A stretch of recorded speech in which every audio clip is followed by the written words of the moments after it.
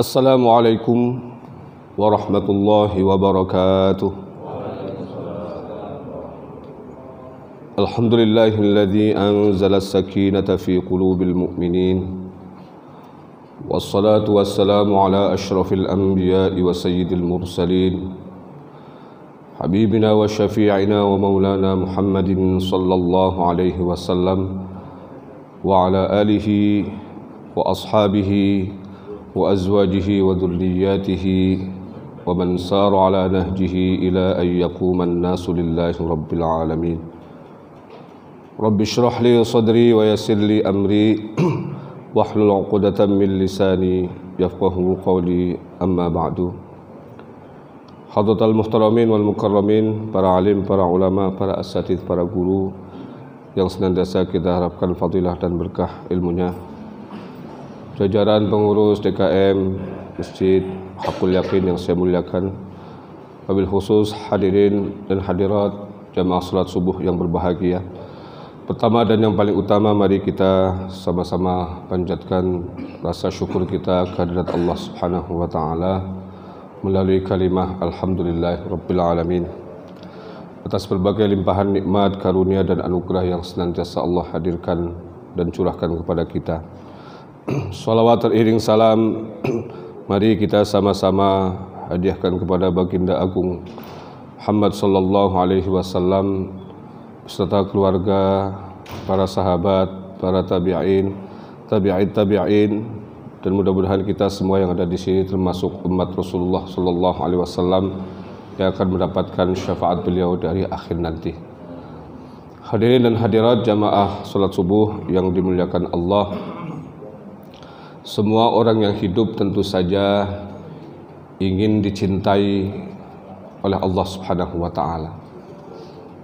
Ketika seseorang dicintai oleh orang lain, maka segala apa yang diinginkannya insya Allah akan dikabulkan.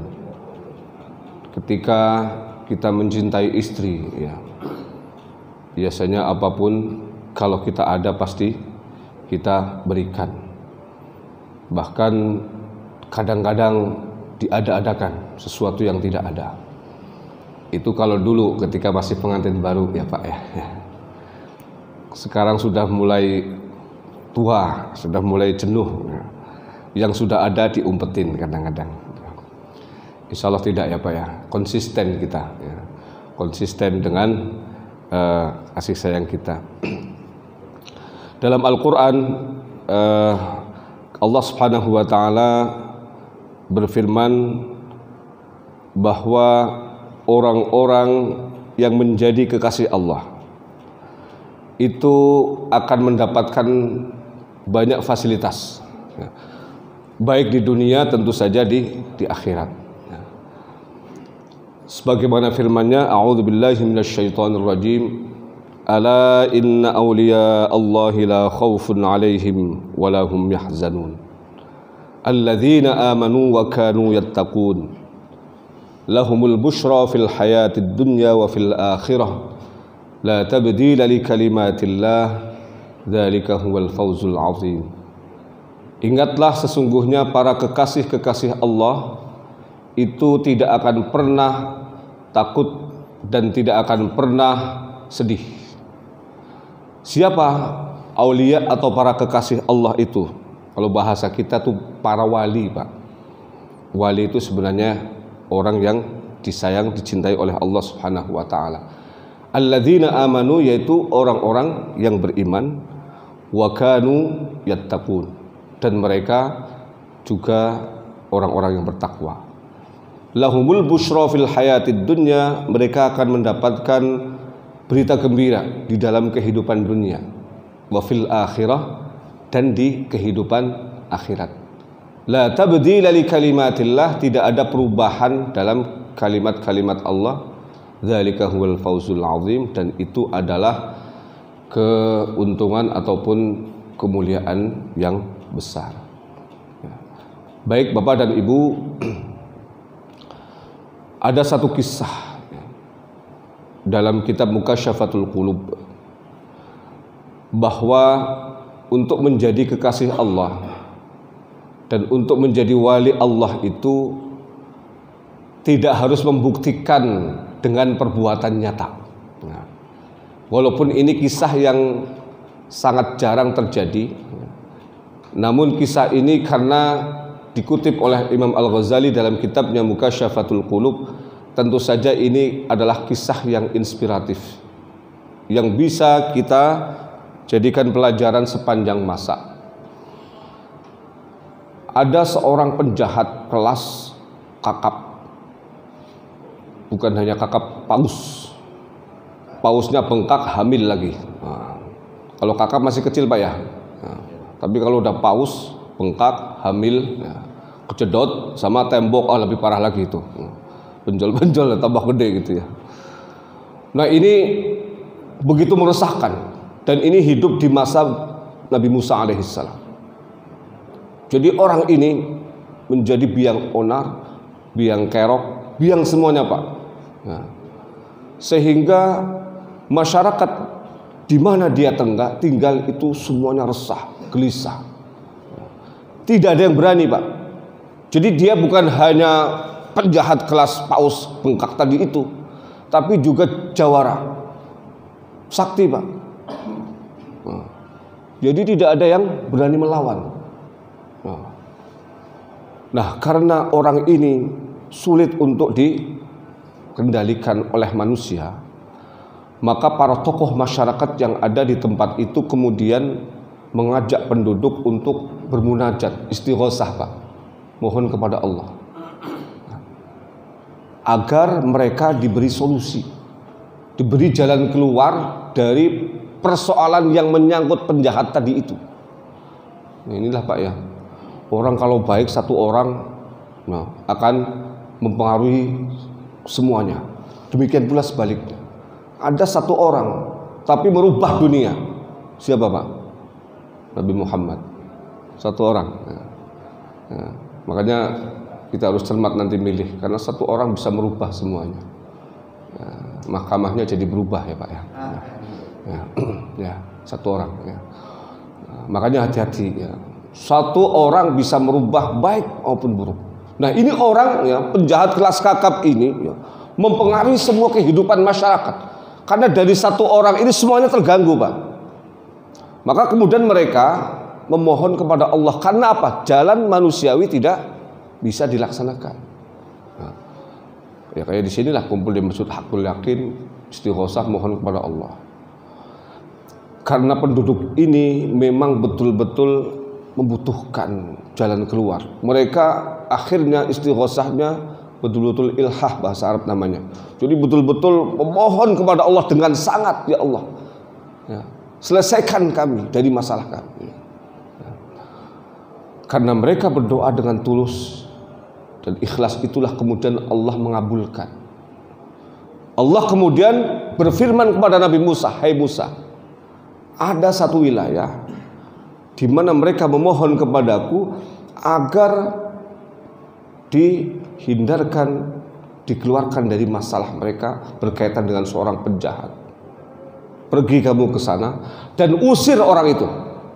Nah, akhirnya Nabi Musa pergi ke tempat itu, ketemu Nabi Musa. Jawara mau kelas kayak apapun Pak, yang paling sakti kayak apapun, Nabi Musa jauh lebih sakti Pak. Sekali pukul mati ya, padahal nggak sengaja. Kalau sengaja bagaimana Pak? Bukan hanya mati ya, jadi matinya 3 kali gitu. Saking hebatnya itu kekuatan Nabi Musa. Begitu Nabi Musa datang, diusir Nabi Musa, nggak berani orang ini ngeper. Waduh, berhadapan sama Nabi Musa ini. Pergilah dia, amankan penduduk desa ini.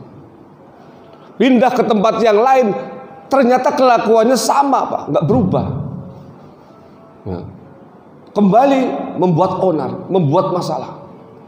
Masalahnya sama seperti sebelumnya, bikin masalah dan semua orang takut karena dia di tempat itu paling sakti, paling jawara. Nah, kembali penduduk desa itu akhirnya bermunajat memohon kepada Allah. Nah ini penting Pak ya. Kalau jalan-jalan manusiawi, jalan-jalan normal, Jalan-jalan bumi tidak bisa menyelesaikan masalah, pakai jalan langit, Pak. Kita bangsa yang besar, muslimnya paling banyak, insya Allah yang taat juga paling banyak, Pak. Karena saya 6 tahun di Mesir, orang Mesir juga banyak yang degleng-degleng, Pak. Nah, sholatnya nggak bener, insya Allah lebih tekun orang Indonesia. Rapih sekali orang Indonesia sholatnya itu. Ya. Ini pakai sarung, pakai peci, pakai baju koko, ya. Kalau enggak ya yang penting pakai baju, ya. Nggak pakai kaos, Pak. Saya pernah sholat di belakang, saf kedua, Pak. Barisan yang pertama, ya, itu saya lihat yang tengah-tengah pakai kaos sepak bola, tulisannya Cristiano Ronaldo. Wah, nah, ini orang Indonesia nih, bukan ini orang Mesir. Ya. Satunya lagi, ya, orang hitam, Pak, Samuel Eto'o. Nah, ya. Satunya lagi Lionel Messi, agak pendek orangnya. Ya. Saya bilang ini saya sholat di belakang pemain bola. Yang paling parah, Pak, itu yang keempat, ya, pakai kaos Kamerun. Tahu, Pak? Kaos kesebelasan Kamerun itu apa, Pak? Nggak pakai lengan, ya. Jadi keteknya kelihatan. Itu dipakai, Pak, buat sholat. Jadi begitu Allahu Akbar samping kanan kirinya mabuk, Pak. Saya bilang ya Allah, ini orang baju buat olahraga, buat apa, buat sholat juga. Itu di Mesir, Pak, nggak tertib karena mazhabnya Hanafi. Hanafi itu memang begitu. Kita Syafi'i, wah rapinya minta ampun, luar biasa. Jadi insya Allah lebih tekun dan ini lebih mustajab, Pak, karena kita santun, kita sopan di hadapan Allah. Nah, makanya kalau jalan bumi, jalan darat, jalan laut tidak bisa ditempuh, jalan langit. Termasuk pada teman-teman kita, kawan-kawan kita, saudara-saudara di Palestina, ya. Kita menempuh jalan langit, ya. Nah, untuk 2024 juga sama, jalan langit insya Allah kita akan diberikan solusi oleh Allah. Kalau memang jalan darat, jalan bumi nggak bisa, ya, karena semuanya memang dikuasai oleh mereka. Kita kembali. Jadi begitu penduduk desa itu memohon kepada Allah dengan tulus dan ikhlas dan betul-betul memang mereka ingin keluar dari masalah yang sangat berat mengganggu mereka itu, kembali dikabulkan. Dan kembali lagi Allah berfirman kepada Nabi Musa, "Hai Musa, ada tempat yang lain, kamu usir orang itu, orang yang sama." Ketemu Nabi Musa lagi, kabur dia, ngacir, takut. Nah, ini Bapak dan Ibu terjadi bukan hanya satu tempat. Setiap tempat di mana orang ini tinggal bikin masalah lagi, diusir lagi oleh Nabi Musa, sampai kemudian mereka, orang ini tidak bisa mendapatkan tempat tinggal karena semua tempat di mana dia tinggal tidak menghendakinya. Menunjukkan betapa menakutkannya orang ini, Pak, ya. Mengerikan sekali. Sampai semua orang nggak mau dia tinggal. Akhirnya apa, Pak? Karena dia tidak punya tempat tinggal, dan ketika tinggal itu Nabi Musa senantiasa mengusirnya, ya. Akhirnya dia melangkahkan kaki menuju satu tempat di mana tidak ada manusia. Jangankan manusia, burung aja nggak ada. Ini dalam kisah Imam Al-Ghazali dikatakan, hatta tuyur, burung itu nggak ada. Saking gersangnya tempat ini, di padang pasir gurun yang panas begitu menyengat. Tibalah dia di tempat itu. Beberapa waktu kemudian dia sakit, Pak. Karena lama tidak makan, tidak minum, tidak punya bekal, di tempat yang sedemikian panas tidak ada tempat berteduh. Nah, qadarullah, atas izin Allah, ketika sakit itulah baru kemudian dia sadar, dia insyaf. Dia kemudian bertobat kepada Allah, menangis sejadi-jadinya di tempat itu. Memang terkadang, Pak, ketika orang terlena, ya, orang melakukan maksiat, kemungkaran yang bertubi-tubi dengan intensitas yang tinggi, kemungkaran yang luar biasa, sesekali disentil, tapi sentilannya harus keras. Ini orang sama disentil oleh Allah dengan sangat keras, semuanya tidak menghendakinya, sampai ada di satu tempat yang sangat-sangat sepi, tidak ada manusia di situ, tidak ada burung juga tidak ada, air tidak ada, semuanya tidak ada, pohon juga tidak ada, orang gurun pasir kok, Pak. Nah, saya pernah lihat dari Kairo ke Iskandaria itu jalan, Pak, itu gurun semua, nggak ada apa-apa. Di situ kemudian dia menangis. Dalam tangisan doanya seorang yang bertaubat itu, dia kemudian memohon kepada Allah, ya Allah, kata dia, aku ridho, aku ikhlas dipisahkan dari semua orang yang aku cintai. Ya Allah, aku ridho, aku ikhlas dipisahkan, diputuskan hubungan dari semua orang yang aku cintai dan mencintai aku. Diputuskan, dipisahkan dari tempat di mana aku tinggal. Bahkan diputuskan, dipisahkan dari semua makhlukmu. Aku ridho dan aku ikhlas. Tetapi ya Allah, jangan pisahkan aku dari rahmat dan kasih sayang. Nangis orang ini, Pak. Ya. Ketika itulah kemudian langit tergetar, Pak. Karena orang ini berdoa dengan doa yang luar biasa, Pak. Dan itu datang dari hati yang paling dalam. Ketika dia menyatakan, aku rela, ikhlas, ridho, pisah putus dengan siapapun makhlukmu, asal jangan berpisah dengan kasih dan sayang, rahmatmu. Disitulah Allah kemudian menurunkan malaikat. Malaikat turun, temui orang itu. Rubahlah wujudmu menjadi ayahnya. Jadi turun tapi bukan dalam bentuk malaikat, bentuk manusia, diserupakan persis semua baunya apanya dengan bapaknya. Dan orang ini mengenal betul bapaknya memang seperti itu. Ya Allah Maha Kuasa ya Pak ya. Apanya nggak bisa sih? Ya. Apalagi yang diutus malaikat. Kalau kita nggak bisa, Pak, ubah wujudmu, ubah malah uban semua yang tadinya nggak ada ubannya. Jadi latihan kesaktian malah berubah semua wujudnya gitu. Jadi jelek. Gak tambah ganteng tapi itu malah tambah jelek ya. Orang ini menangis memeluk bapaknya ya. Dan dia tidak menyangka bahwa di tempat yang seperti itu bapaknya datang. Dia tidak berpikir bahwa ini malaikat. Tahunya bahwa itu adalah bapaknya. Menangis bahagia di situ. Ya. Allah masih belum berhenti memberikan rahmat dan kasih sayang kepada orang ini. Padahal dia mantan penjahat, mantan kalau sudah tobat Pak ya. Yang kelakuannya itu sampai bikin semua orang ya, itu ketakutan. Allah kemudian menurunkan bidadari dari surga. Hai bidadari, turun, rubahlah wujudmu menjadi ibunya. Ibunya datang, tambah nangis, senang, bahagia anak ini. Bahkan ketika itu dia katakan, ya Allah, bapak ibuku sudah ada di sampingku. Kalau memang engkau hendak mengambil nyawaku sekarang, ambillah. Aku ikhlas. Karena kepergianku dihantar oleh dua orang yang paling berjasa dalam hidupku, yaitu ayah dan ibu. Ya Pak ya, orang kalau dalam kondisi sedih gitu ya, kondisi kena musibah itu yang paling dibutuhkan siapa Pak?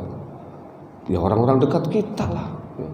Kalau sudah punya istri ya istri atau suami, ayah dan ibu, anak-anak, itulah. Yang lain mah ngontrak semua Pak ya. Yang lain nggak datang, biarin tetangga, apalagi mantan, alah mantan. Kagak, mantan apapun itu Pak ya. Mantan yang paling indah sekalipun itu ya. Biasanya yang paling pertama, biasanya cinta pertama itu mantan yang paling indah Pak. Ya, kita kembali. Ibunya datang, ya, tambah menangis bahagia dan bahkan orang ini mengatakan ridho kalau Allah hendak mengambil nyawanya. Karena memang sudah sakit parah Pak. Ya. Ternyata Allah masih belum berhenti memberikan rahmat dan kasih sayangnya kepada hamba-hamba seperti ini. Allah kemudian berfirman lagi kepada bidadari yang lain, hai bidadari, turunlah ke muka bumi, temui orang itu, rubah wujudmu menjadi istrinya. Ya Allah, ada bapaknya, ada ibunya, ada istrinya. Wah, tambah bahagia orang ini. Belum cukup, Allah masih kemudian meminta, berfirman kepada Ghilmanul Jannah, anak-anak surga, turun ke bumi menemui orang itu, merubah wujud mereka menjadi putra dan putrinya. Sudah paripurna Pak, sudah sempurna. Sudah ada ayah, ada ibu, ada istri, ada anak. Apalagi yang dibutuhkan? Duit mah bisa dicari Pak ya, tapi istri susah nyarinya Pak. Apalagi udah kayak saya, udah kayak bapak-bapak, udah aki-aki, mana ada yang mau? Kalau kemudian istrinya meninggal atau bercerai, susah nyarinya. Yang cocok, kemudian yang membuat kita tentram di taskunu ilaiha, itu nggak semua wanita. Sudah ada ayah, ibu, suami, istri dan anak-anaknya. Ketika itulah kemudian ya Allah, kebahagiaan apa yang sudah aku dapatkan ini. Semua orang yang mencintai dan aku cintai sudah ada di hadapanku. Mereka menangis melihat kondisiku seperti ini, tapi aku tidak sedih. Justru aku menjadi orang yang paling bahagia saat ini. Karena tidak pernah di dalam perjalanan hidupku aku mengalami hal seperti ini. Karena kelakuannya sendiri kok Pak. Kelakuannya emang begitu mengerikan. Jangankan orang-orang dekat, orang yang jauh aja takut ya. Saat itulah kemudian ya Allah, aku sudah butuh apa-apa lagi ya Allah.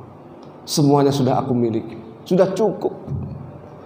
Saat itulah kemudian Allah utus Israel. Israel, cabut nyawa orang itu. Dicabut dalam keadaan tersenyum. Bagaimana tidak tersenyum Pak?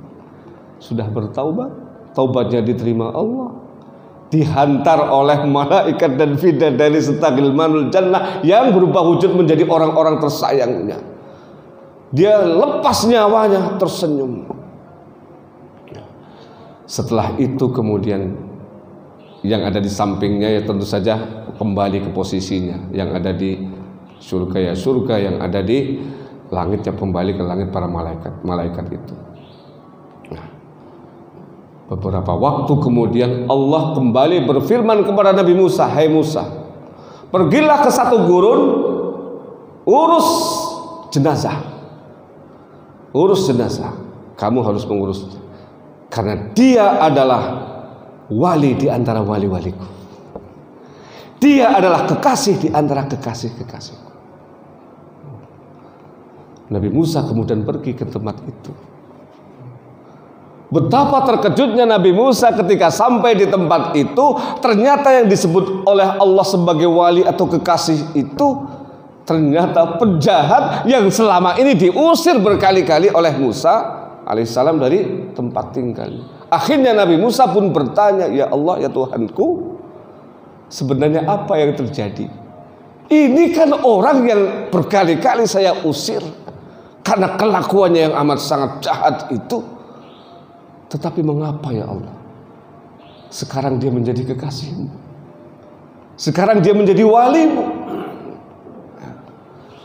Allah kemudian berfirman, "Hai Musa, ketahuilah, orang ini telah dengan ikhlas dan ridho datang dari hati yang paling dalam, ridho dan ikhlas berpisah dari semua makhlukku. Tetapi dia tidak ridho, tidak ikhlas, berpisah dan terputus dari rahmat dan kasih sayangku. Siapapun orang yang berani melakukan ini, dia pasti menjadi kekasihku. Ketika dia menganggap yang lain di dunia ini bukan siapa-siapa, hanya aku saja yang ada di kepalanya, yang ada di hatinya, yang ada dalam jiwanya, hanya aku, orang ini pasti menjadi kekasihku. Karena dia tidak memedulikan yang lain, bagaimana aku tidak peduli? Betul nggak Pak? Orang kalau Allah satu-satunya tujuan hidupnya, ya, dan bahkan rela tadi, tapi saya nggak rela berpisah dengan air ini Pak, makanya saya minum. Bismillahirrahmanirrahim. Nah Ustadz bisa aja, ya padahal pengen minum aja gitu kan, jadi ngeles gitu ya. Maknanya berpisah bukan berarti harus berpisah fisik jasadnya, enggak, hatinya Pak yang penting Pak. Kita ada di tumpukan harta yang begitu melimpah.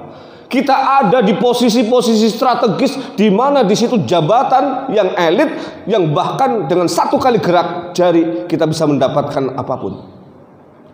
Tetapi komitmen kita kepada Allah di atas segala-galanya. Yang kayak begini, posisi apapun yang dia dapatkan di dunia, profesi apapun yang dia lakoni di dunia, dia akan menjadi kekasih Allah, Pak. Ngomongnya gampang, tapi prakteknya berat, Pak. Ini orang tadi kan belum membuktikan apapun, ya kan, Pak? Habis taubat meninggal.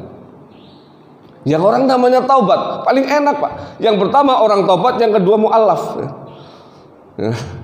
Orang mu'allaf habis syahadat besoknya mati, udah habis itu perkara ya. Masuk ini barang, kata Sultan Batugana dulu ya. Ya. Apa? Dosanya udah dihapus semua. Dia mu'allaf, muslim, sudah masuk surga. Ini orang taubat juga sama, kelakuannya bejatnya kayak apapun sebelumnya ya. Tapi dia kemudian memohon ampun, dan ampunan itu datang dari Allah karena ketulusannya ya. Maka orang ini bersih dari kesalahan. Kita kembali kepada tema itu. Jadi untuk bisa mengendorkan ikatan jiwa kita dengan hal-hal selain Allah itu memang perlu latihan panjang. Tidak semudah yang kita ucapkan, butuh proses. Tapi bisa. Banyak orang yang berhasil ternyata, Pak.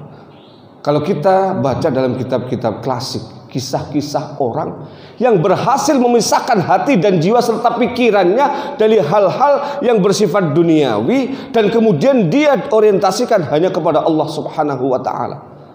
Nah, saya pernah menceritakan dulu kan ya, bagaimana Umar bin Abdul Aziz misalnya.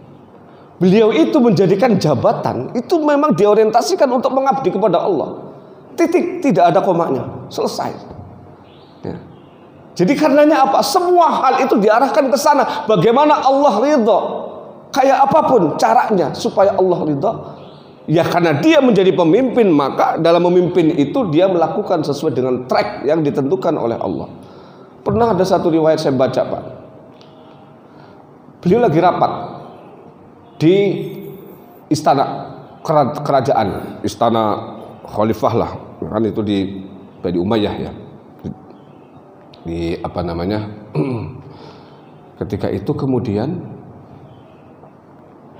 lagi rapat malam-malam, Pak. Ceritanya kalau malam kan menggunakan lampu-lampu seperti apa Allah alam bisawab, tapi sudah ada lampu ketika itu. Bagaimana nggak pakai lampu kan gelap ya, Pak. Lagi rapat. Ya. Tiba-tiba pintu ruang rapat itu diketuk. Tok tok tok tok. Assalamualaikum, waalaikumsalam. Siapa di situ? Hamba putra ayahanda. Jadi putranya datang. Putranya Umar bin Abdul Aziz. Putraku, ada apa? Saya ada keperluan ayahanda, katanya. Keperluan apa? Keperluan negara, keperluan dinas, atau keperluan keluarga atau pribadi? Keperluan keluarga atau pribadi ayahanda. Ini penting, katanya. Silakan masuk. Begitu anaknya masuk, gelap gulita. Ruangannya yang tadi terang benderang jadi gelap gulita. Anaknya hanya bertanya, ayahanda, kenapa jadi gelap begini, katanya. Tadi kan terang, katanya. Iya, kamu masuk ke ruangan rapat istana ya, untuk urusan pribadi dan keluarga kita. Sementara lampu yang ada di sini semuanya dibiayai oleh negara. Karena kamu datang ke sini untuk urusan pribadi, urusan keluarga, kamu dan saya tidak berhak memakai lampu ini. Pak, kira-kira ada nggak pejabat kayak begitu di masa sekarang? Habis anaknya pergi, nyalakan lagi. Itu lampu loh, Pak. Seberapa sih harganya? Tapi ini bukan urusan berapa harganya. Ini tanggung jawabnya nanti itu ada di hadapan Allah. Akan dimintai tanggung jawab.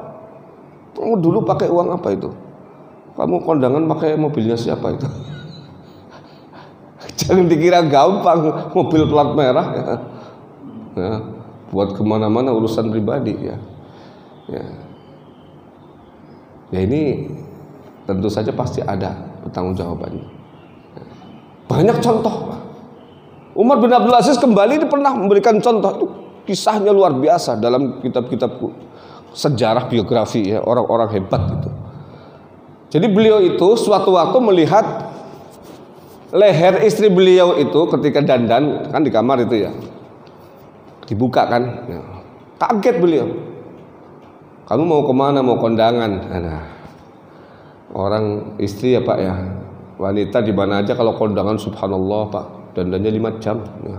Kondangannya padahal 5 menit. Dandannya lebih lama, kondangannya cuma makan habis itu pergi ya Pak ya. Dandannya kan lama ya. Ini yang suka bikin masalah kadang-kadang itu pas kondangan wangi, giliran sama suami apek semua ya. Ya, mudah-mudahan kita sabar Pak ya. Innallaha ma'as sabirin gitu. Jadi pas lagi dandan itu, beliau kemudian menggunakan kalung, istri beliau itu. Umar bin Abdul Aziz kaget. Adindaku, perasaan abang nggak pernah kasih kalung yang bagus kayak begitu. Karena itu kalung berlian Pak. Nah, betul ayah, kakanda, kata istrinya, ini memang bukan pemberianmu. Terus pemberian siapa? Ini pemberian dari ayahandaku waktu kita menikah dulu, memang aku simpan, jarang aku pakai. Nah, oh pemberian ayahmu ya, Marwan itu kan ya.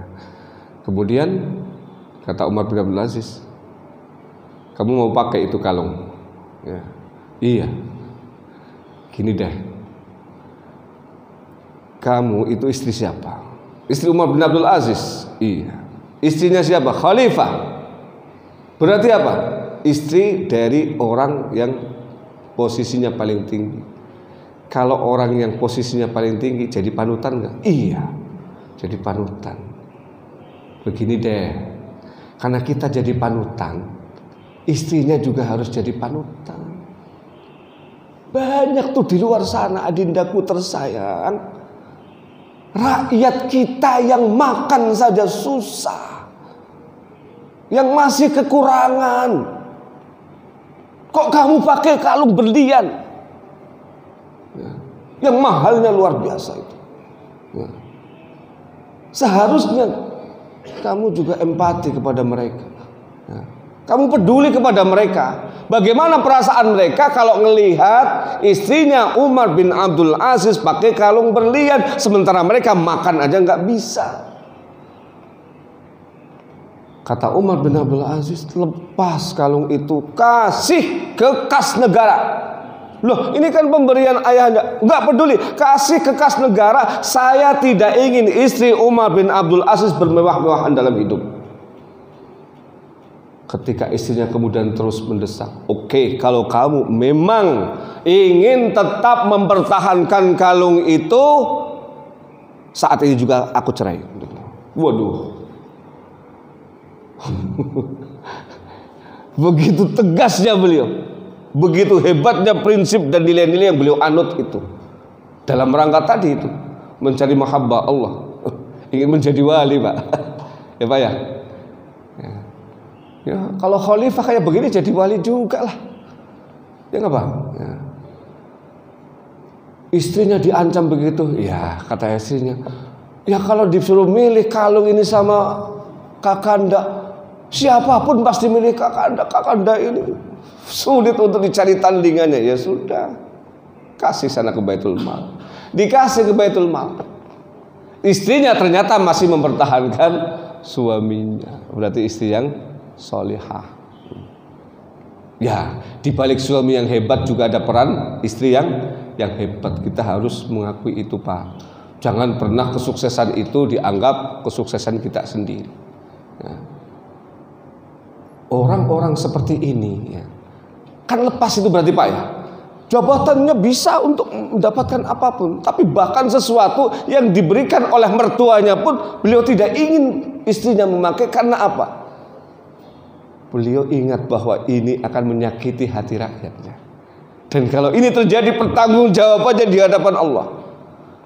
Mohon maaf Pak, di Indonesia ya, mohon maaf ya, jadi baru diangkat jadi kepala desa ya, udah langsung pergi ke Korea, ke Jepang ya, pakai selfie, pakai ini, dipamerkan ke medsos kemana-mana. Ini kadang-kadang memang ironi. Nah, orang-orang dari posisi apapun, kalau posisinya dia adalah ilmuwan, ahli ilmu ya, Maka bagaimana ilmu ini pun diorientasikan hanya kepada Allah, tidak mikir apapun. Karena apa?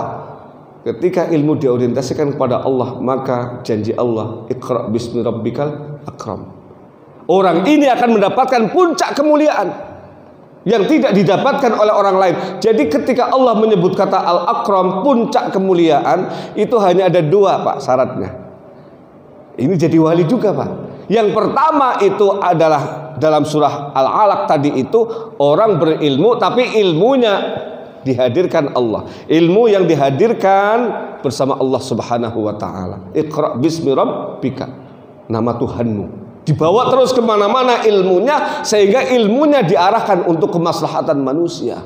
Ilmunya menginspirasi, ilmunya menerangi dunia.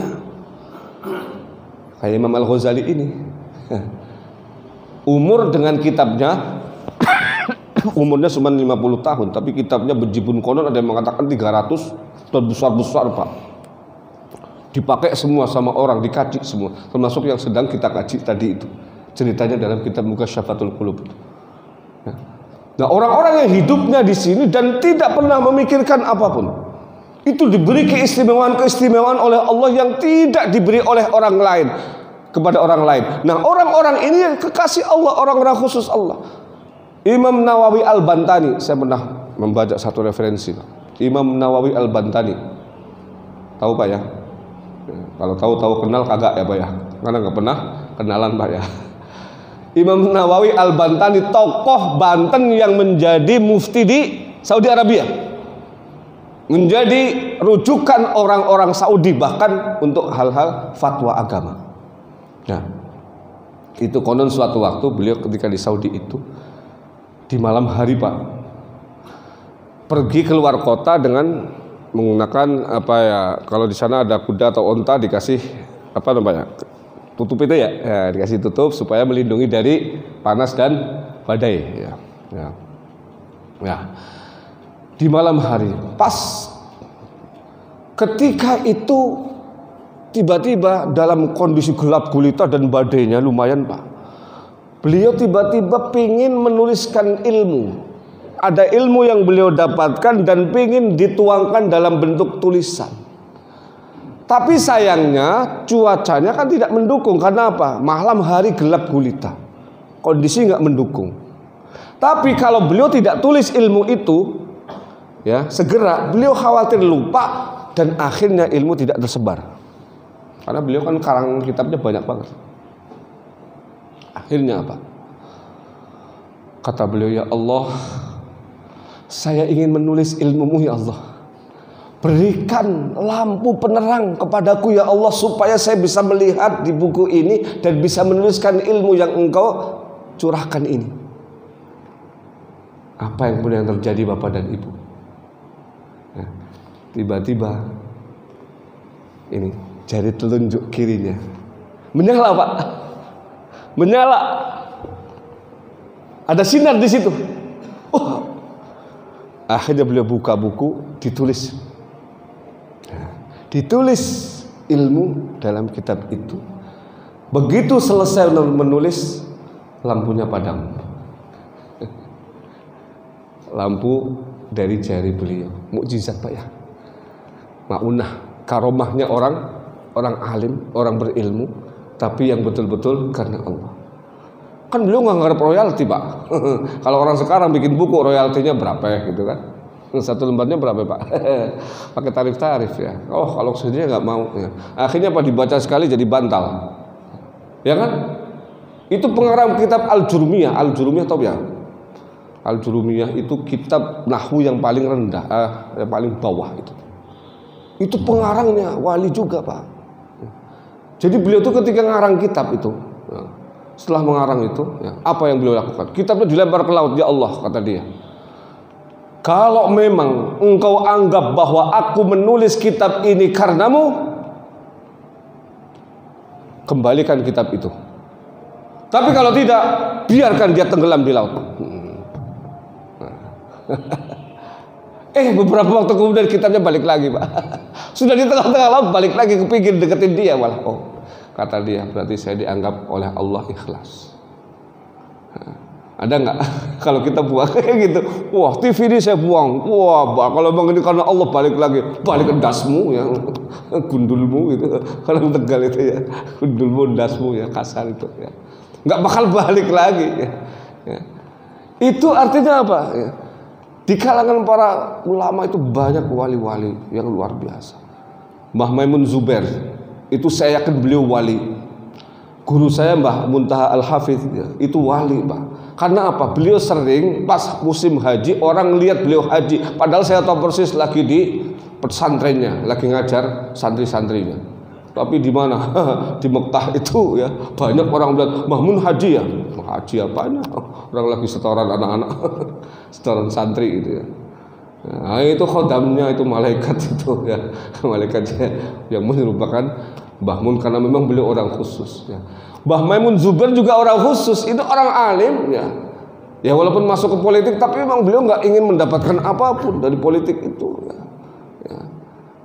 Beliau itu pernah ke Kairo, Pak. Ini ceritanya konselor yang ada di sana, lokal staff yang kebetulan kakak kelas saya, senior saya, Pak Fadolan namanya. Santri sekarang juga bikin pesantren di Semarang. Nah, beliau cerita, saya pernah nemenin Mbah Maimun Zubair ya. Kalau tadi Muntaha ya, guru saya itu. Nah, Mbah Maimun Zubair itu pernah pergi ke Aswan, Pak. Dari Kairo ke Aswan itu perjalanan sekitar 10 jam. Jauh, Pak. Karena berdekatan dengan Sudan, perbatasan Mesir Sudan. Jadi ke Aswan tujuannya apa? Untuk ziarah ke makam Imam Hasan As-Sadzili, Imam Syadzili, ya, yang pendiri Thariqat Syadziliyah. Ya, Imam Syadzili itu. Saya aja ketika di sana nggak pernah sempat ke sana karena jauh banget itu ya. Beliau ingin ziarah ke sana. Ya. Ya. Padahal waktunya itu sudah mepet. Nah, jadi besok pagi beliau pergi ya, take off itu menjelang maghrib baru bilang saya pengen ke Aswan katanya.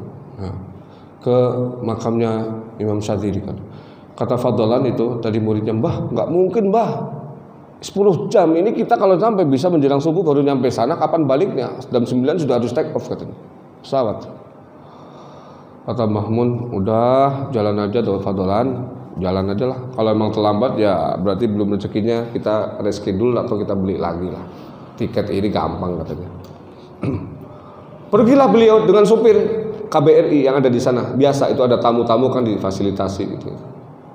Ditemani oleh Pak Fadolan tadi. Perjalanan normal, Pak. Kecepatan kalau di sana memang jalannya lurus, itu bisa kalau mobil bagus 150 ke atas nggak masalah. Ya. Ya. Itu kecepatan normal sekitar 150, 120, 150, kencang banget. Dan kencang sekencang-kencangnya itu 10 jam. Ternyata, Bapak, ya, berangkat sekitar maghrib sampai di sana jam 12-an.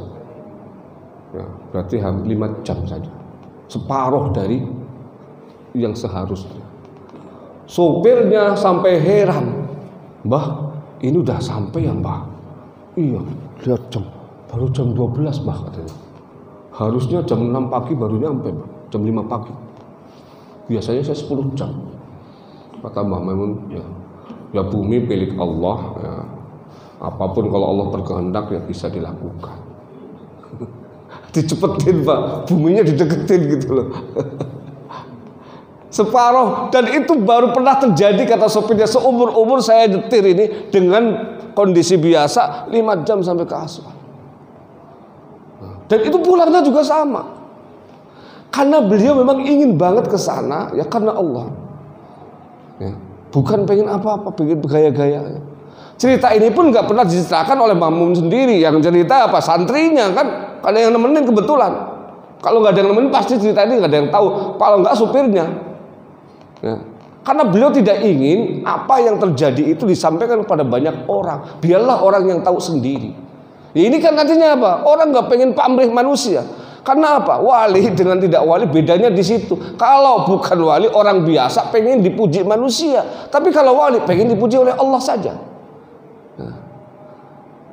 Nah, dalam profesi apapun, dalam kegiatan apapun, termasuk juga orang-orang yang hidup bersahaja, sehari dapat 100.000, 50.000 dengan keringat yang bercucuran sedemikian rupa. itu bisa menjadi wali juga loh Pak kalau ikhlas. Ini orang yang hidupnya susah, ya, udah jelek, hidupnya susah, ya, ditanya, kamu ridho ikhlas dengan ketentuan Allah seperti ini di dunia? Ikhlas Pak, ridho Pak. Orang yang kayak begini itu surganya deket banget Pak, ya. Asal dia pengabdiannya kepada Allah juga benar ya. Ya tadi itu nyari duit 2.000 susahnya minta ampun, sementara orang lain ya 200 juta mudahnya luar biasa. Hidup susah, nyari duit susah ya.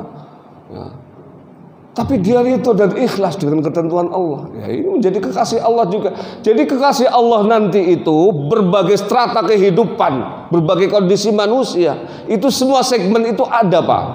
Dari yang paling rendah sampai yang paling tinggi. Jadi ya kita bisa punya kesempatan. Semua orang bisa mencapai itu. Nah, sekarang apa ganjarannya? Tadi kan kita sudah jelaskan bahwa orang-orang seperti itulah ya yang akan menjadi orang-orang spesial di hadapan Allah. Nah, para wali ini apa fasilitasnya? Tadi sudah saya sebutkan ayatnya, la khaufun 'alaihim wa lahum yahzanun, ya. Tidak akan pernah takut, khawatir tentang sesuatu yang akan terjadi.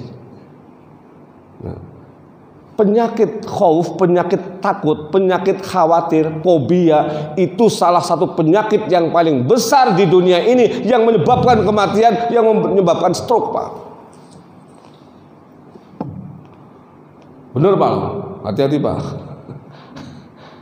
Jadi saya waktu akreditasi kemarin, bulan kemarin akreditasi, itu kaprodi saya itu begitu mau akreditasi itu gula darahnya naik 400, padahal normalnya kan 100-an gitu ya.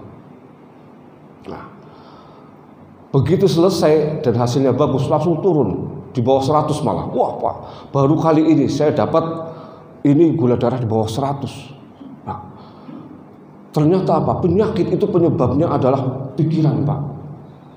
Nah, gula darah naik, kolesterol naik, asam urat naik, semuanya naik ya. Itu karena ini pikiran sama ini. Intinya di situ. Ternyata begitu selesai semua turun semua Pak. Ya.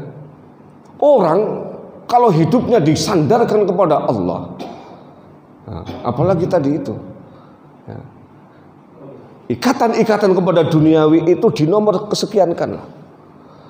Itu nggak akan takut, nggak akan khawatir besok mau makan apa. Lah yang penting kita kerja kok. Ya. Anak saya kuliahnya bayarnya mahal, tapi gaji saya segini. Emang nggak punya Allah ya? Allah kan maha kaya. Kalau ini memang jalan ilmu semahal apapun, kalau kita berkomitmen, yakin bahwa ilmu ini akan mengangkat derajat seseorang dan juga keluarganya, dicari jalan keluar. Allah berikan jalan keluar Pak. Makanya jangan pelit-pelit kalau urusan ilmu. Anaknya kuliah, sekolah di mana mahal, bayar. Jangan nawar. Boleh sayur boleh ditawar Pak, tapi ilmu jangan tawar Pak. Nah, nanti bilang ke istrinya, kalau beli sesuatu yang memang tidak harga pasti boleh nawar. Tapi kalau urusan ilmu, berapa SPP-nya? 5 juta, bayar Pak. Diganti oleh Allah dalam waktu sedekat-dekatnya, secepat-cepatnya. Nah itu sudah terbukti kok. Ya alhamdulillah tahadus bini, makan saya ketika anak saya diterima di kedokteran itu saya bingung sama istri, ini nanti bayarnya dari mana? Ya dari Allah.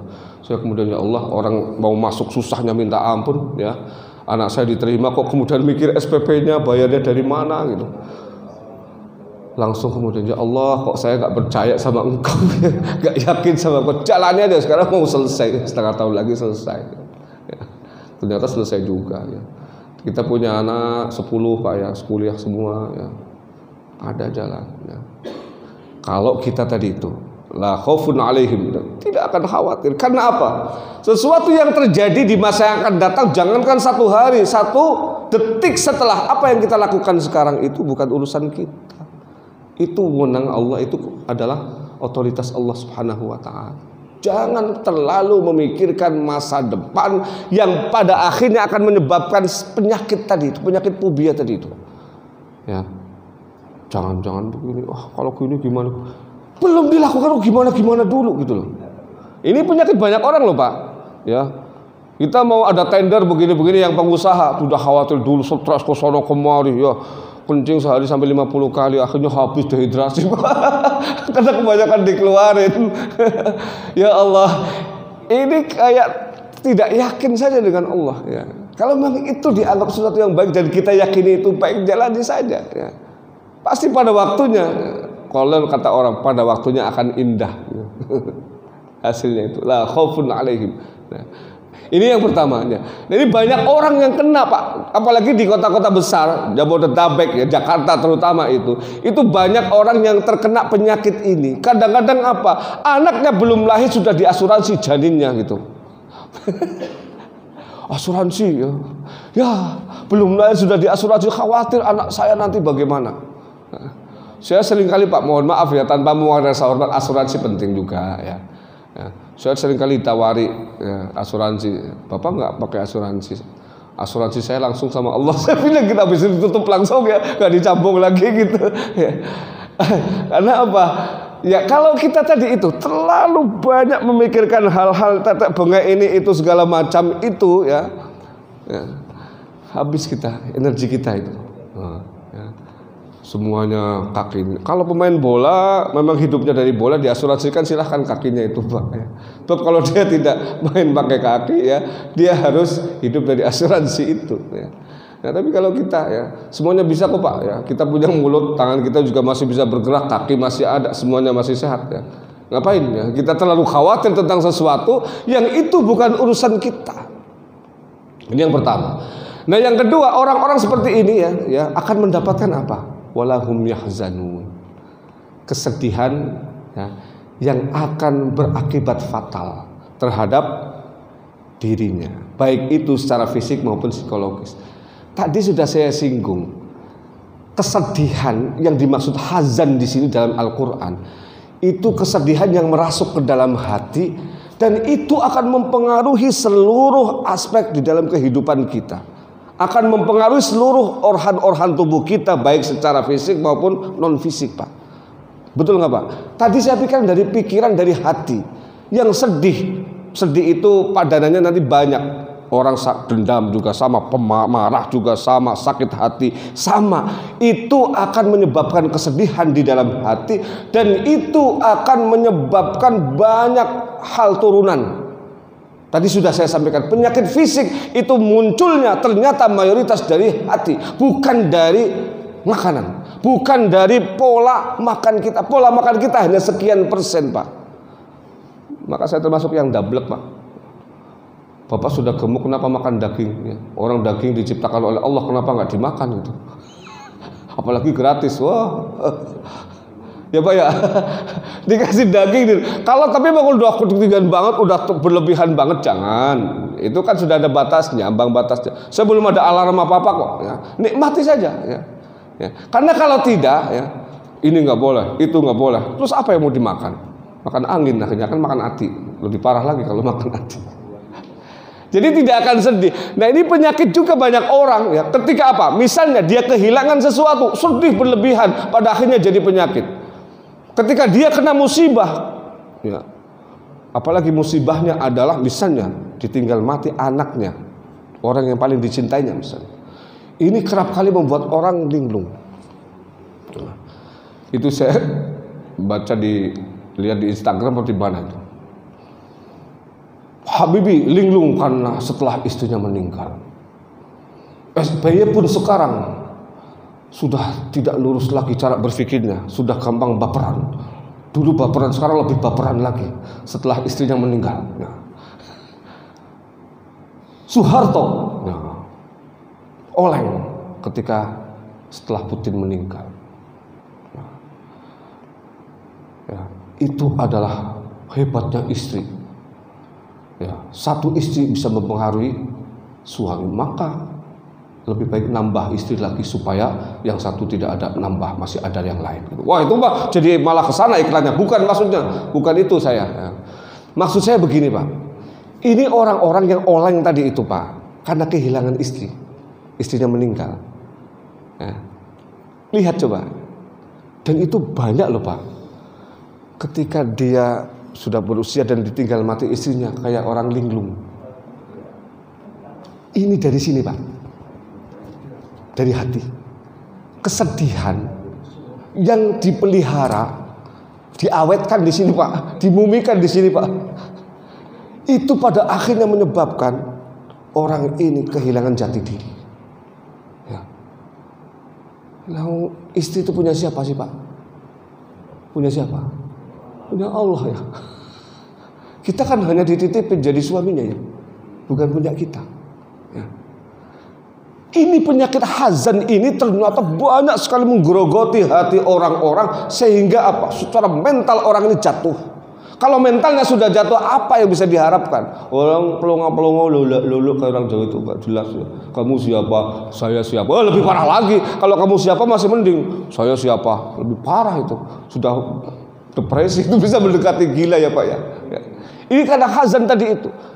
Dan ini orang-orang yang sampai ke sana karena apa? Sandarannya bukan Allah gitu loh. Ya. Jadi jabatan seolah-olah punyanya sendiri. Ketika dia jabatannya hilang, post power syndrome, ya, kena penyakit itu. Ya. Ketika tadi itu istrinya meninggal, seolah-olah istrinya miliknya. Post power istri gitu, tadi post power syndrome, post istri sindrom gitu ya, post wife syndrome gitu. Ya. Ketika anaknya yang paling dicintainya itu meninggal, dia kemudian stres. Seolah-olah hidup sudah berakhir. Ini yang dimaksud hazan itu ya. Ini penyakit kayak begini. Dan orang-orang yang tadi menyandarkan hidupnya hanya kepada Allah nggak bakal terkena ini. Karena apa? Bagi dia semuanya Allah. Jangankan yang lain, dirinya juga milik Allah. Ya Pak. Nah, lahumul busyra. Ini sudah dua hal ya. Yang ternyata kalau kita telisik, kita kaji lebih lanjut Pak, ini dua penyakit yang paling banyak menyebabkan tadi itu. Orang depresi, stres, stroke, mati, jantungan, apa segala macam. Ya, ya. Jantung itu dipacu oleh apa Pak? Ini juga pikiran yang stres, pikiran yang tidak tenang, hati yang tidak tenang, jantungnya berpacu kencang. Ya kalau kemudian pikirannya tenang, tentram, damai, adem, jantungnya normal lah. Ya Pak ya, semuanya itu. Jadi makanya kemudian Allah sampaikan di ayat berikut, lahumul busyra fil hayatid dunya wa fil akhirah. Orang-orang seperti ini akan senantiasa bahagia Pak. Busyra itu apa? Basyra itu apa? Ekspresi dari kulit kita yang senantiasa akan berseri-seri. Berseri-seri terus Pak. Sekalipun sudah berusia, sekalipun sudah keriput, tapi berseri-seri terus. Gak pernah terlihat sedih, gak pernah terlihat kehilangan energi. Senantiasa wajahnya itu mencerminkan girah dan semangat ya. Usia boleh tua, semangat masih tetap muda ya. Ya. Atas boleh tua, bawah masih tetap muda. Nah, harus begitu ya. Dua-duanya kalau bisa ya. Bawah atas masih kelihatan muda ya. Lahumul busyra fil hayatid dunya, tadi akan gembira senantiasa di dunia, senang terus. Ya. Bahkan ketika dalam situasi di mana orang menilai bahwa kita itu sedih, ternyata yang mengalaminya tidak ada kesedihan, malah bahagia. Ya. Ya kan saya pernah ceritakan dulu. Kembali Umar bin Abdul Aziz, ketika anaknya meninggal, anak kesayangan meninggal, beliau pertama kali sedih, tetap ya manusiawi sedih, innalillahi wa inna ilaihi raji'un, meneteskan air mata. Tapi setelah itu beliau mengucapkan alhamdulillahirabbil alamin. Muka beliau kemudian berubah ya, berbinar ya. Tadinya sedih ya. Tapi tidak lama setelah itu kemudian beliau terlihat mukanya cerah, kemudian mengucapkan kalimat alhamdulillahirabbil alamin. Maka kemudian ditanya, wahai Amirul Mukminin, putramu yang paling engkau sayangi meninggal. Setelah itu engkau mengucapkan innalillahi wa inna ilaihi raji'un dan meneteskan air mata. Itu kami maklumi. Tapi mengapa setelah itu engkau mengucapkan alhamdulillahirabbil alamin dengan muka berseri-seri? Umar bin Abdul Aziz kemudian menjawab, ketika saya sedih dan mengucapkan innalillahi wa inna ilaihi raji'un, itu adalah ekspresi kesedihan seorang ayah. karena putranya meninggal. Tapi setelah itu saya sadar bahwa putraku bukan milikku. Putraku bukan milikku. Dan lebih kemudian saya bersyukur setelah saya menyadari rasa cinta saya, keterikatan hati saya dengan anak saya itu terlalu kuat, sehingga mengurangi mahabbah saya kepada Allah. Dan itu saya rasakan. Maka ketika penyebab mahabbah saya kepada Allah diambil oleh Allah, saya kemudian bersyukur.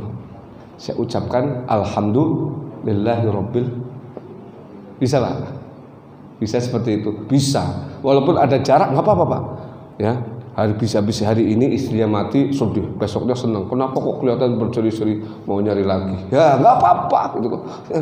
Ya, maksud saya dengan berbagai motif apapun ya, kesedihan itu harus segera dihilangkan, karena ini akan menjadi penyakit yang menggerogoti jiwa kita dan mempengaruhi seluruh langkah-langkah hidup kita ya. Apalagi nanti di akhirat, la tabdila li kalimatillah dzalika huwal fawzul azim, itulah keberuntungan yang besar ya. Jadi mudah-mudahan dari kajian yang kita sampaikan hari ini, sudah hampir 1 jam saya menyampaikan ya, ini nasihat untuk saya sendiri secara pribadi ya. Tentu saja kita semuanya berproses ya, tapi insya Allah bisa kok Pak ya. Jadi ternyata ketika kita merenggangkan, melonggarkan ikatan-ikatan kita dengan duniawi, dengan makhluk Allah, dan mencoba untuk menguatkan relasi kita dengan Allah Subhanahu wa Ta'ala dengan berbagai cara, berbagai upaya, insya Allah ya, kita akan mencapai derajat wali tadi Pak. Paling enggak wali kecil, paling enggak wali murid, paling enggak wali mahasiswa, wali-wali kecil ya, level yang paling rendah enggak apa-apa, yang penting menjadi barisan kekasih Allah ya, daripada kemudian ya kita tidak ada di barisan itu walaupun dalam level yang paling dasar, tidak apa-apa. Yang penting kita menjadi orang-orang yang diperhatikan oleh Allah secara spesifik ya. Sebab kalau sudah mendapat perhatian Allah, tentu saja semua hal yang kita lakukan akan dibimbing oleh Allah. Mudah-mudahan kita bisa mencapainya secara bertahap. Amin ya rabbal alamin. Demikian, kalau ada yang ditanyakan silakan. Penan Ibu. Silakan, Pak. Silakan. Tidak ada? Silakan. Ya, kita tutup dengan doa ya. Allahumma shalli wa sallim ala sayyidina Muhammad walhamdulillahi rabbil alamin. Allahumma ij'al jam'ana hadha jam'an marhuma, tafarruqna ba'di tafarruqan ma'suma, wa la taj'al fina wa la minna shaqiyyan wa la mahruma. Allahumma arzuqna 'ilman nafi'a, qalban khashi'a, wa lisanan dhakira, wa yaqinan sadiqa, wa rizqan wasi'an mubaraka, wa 'amalan salihan mutaqabbala. Allahumma inna na'udzubika min 'ilmin la yanfa', wa min 'ainin la tadma', wa min nafsin la tashba', wa min du'a'in la yusma'. Allahumma istajib du'a'ana wa shfi mardana warham mautana wa la تخيب فيك رجاءنا اختم بالباقيات الصالحات أعمالنا ربنا آتنا من لدنك رحمة وهيئ لنا من أمرنا رشدا ربنا آتنا في الدنيا حسنة في الآخرة حسنة وقنا عذاب النار سبحان ربك رب العزة عما يصفون وسلام على المرسلين والحمد لله رب العالمين. Demikian, terima kasih atas perhatian dan mohon maaf atas kekurangannya. Allahumma fiq lakum. Assalamualaikum warahmatullahi wabarakatuh.